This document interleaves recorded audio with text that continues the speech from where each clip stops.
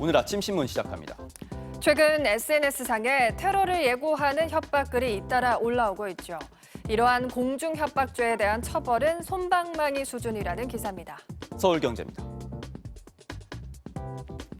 공공장소에 대한 테러 예고가 최근 기승을 부리고 있는데요.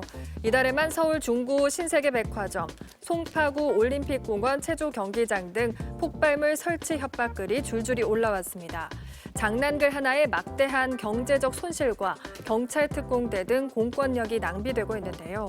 불특정 다수를 상대로 협박을 한 자를 처벌하는 공중협박죄는 올해 3월부터, 공공장소 흉기소지죄는 4월부터 시행되고 있지만 형량이 유의미한 수준으로 오르지는 않아 실효성에 의문이 제기되고 있습니다.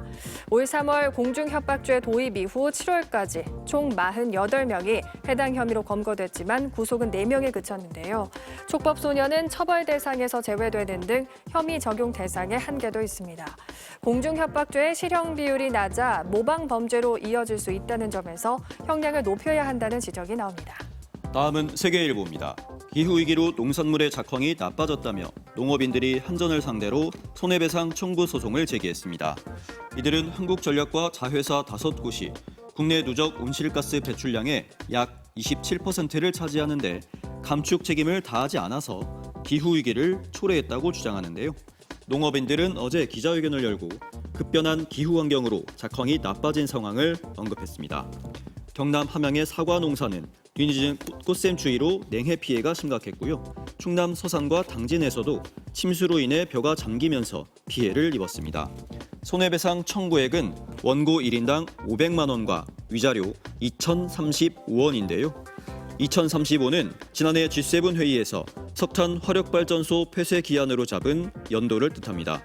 해외에서도 환경단체 등이 기업과 정부를 상대로 한 기후변화 대응 책임에 대한 소송이 이어지고 있다고 신문은 전했습니다.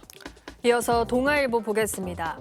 과거 세탁소와 아이스크림 할인점, 셀프 사진관 등 한정된 업종에 머물던 무인 점포가 최근엔 옷가게, 문구점, 탁구장 등으로 업종이 다양해지고 있습니다. 무인 점포는 2019년 대비 2023년에 5배 가까이 증가했고요.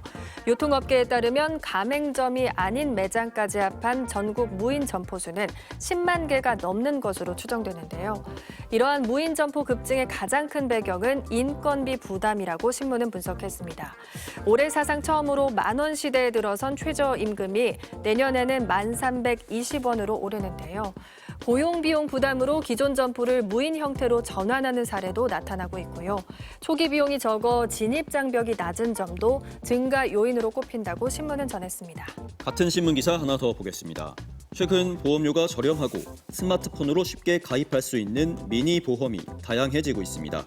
지하철 열차가 지연될 때 택시비를 보장해주는 보험이 있는가 하면 MBTI로 성격에 맞는 담보를 추천해주는 상품도 있고요. 책을 읽을 때 생길 수 있는 시각, 척추 질환 등을 보장하는 상품도 등장했습니다. 이러한 상품들의 가입자 절반은 20, 30대인데요. 20, 30대 젊은 층의 보험 가입이 줄자 보험회사들이 젊은 층의 수요를 반영한 상품을 잇따라 내놓고 있는 겁니다. 미니 보험이 젊은 층 사이에서 부담 없이 보험 가입을 시도해 볼 수 있는 보험 입문 상품 역할을 하고 있다는 분석이 나옵니다. 끝으로 지역신문 기사 살펴보겠습니다. 제주일보입니다.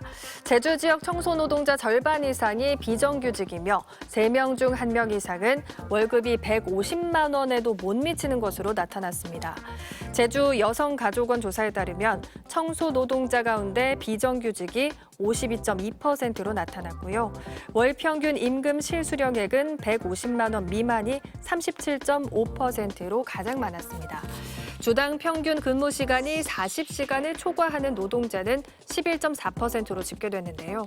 청소 노동자들은 주요 요구사항으로 고용 안전성 강화를 위한 정년 연장과 근로계약 연장을 꼽았습니다.